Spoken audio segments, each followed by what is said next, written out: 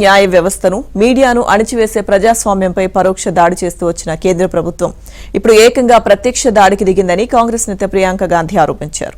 3 సభ్యులతో ఏర్పాటయ్యే పునర్విభజన కమిషన్ రాష్ట్రాల తలరాతను పార్లమెంట్లో వాటి ప్రాతినిధ్యాన్ని నిర్ణయించడం ఏంటన్నారు.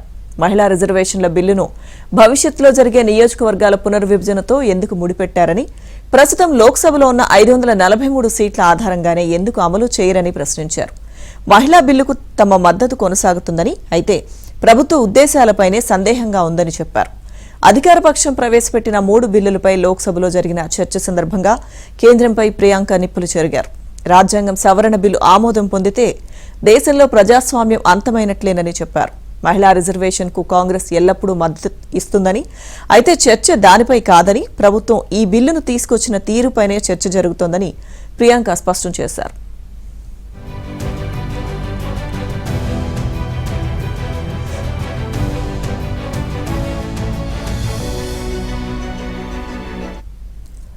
భారతదేశ రాజకీయాల్లో మహిళలకు ప్రాతినిధ్యం కల్పించే అంశానికి సుదీర్ఘ చరిత్ర ఉందని ప్రియాంక తెలిపారు. మహిళలకు స్థానిక సంస్థల్లో రిజర్వేషన్ కల్పించే బిల్లును రాజీవ్ గాంధీ హయాంలో తీసుకొచ్చారని, పివి నరసింహారావు హయాంలో అది ఆమోదం పొంది అమల్లోకి వచ్చిందని గుర్తు చేశారు. మహిళా రిజర్వేషన్ బీజేపీతోనే సాధ్యమవుతుందని ప్రధాని మోదీ చెబుతున్నారని, కానీ తమను తప్పుదారి పట్టించే ప్రయత్నం చేసేవారని ప్రతి మహిళ గుర్తించగలదని, బీజేపీ జాగ్రత్తగా ఉండాలని చురకలు వేశారు.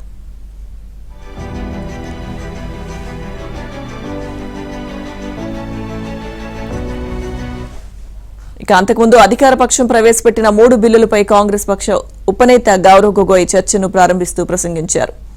మహిళా రిజర్వేషన్ల పేరుతో తనకు అనుకూలంగా నియోజకవర్గాల పునర్విభజన జరిపి అందరి మీద రుద్దాలని ప్రభుత్వం చూస్తోందని ఆరోపించారు. అసోం, జమ్మూ కాశ్మీర్లలో బీజేపీకి అనుకూలంగా కేంద్రం జరిపిన నియోజకవర్గాల పునర్విభజన అస్తవ్యస్తంగా ఉందని, ఈ తరహా గందరగోళాన్ని ఇప్పుడు దేశమంతటా అమలు చేయాలని చూస్తున్నారని ఆరోపించారు.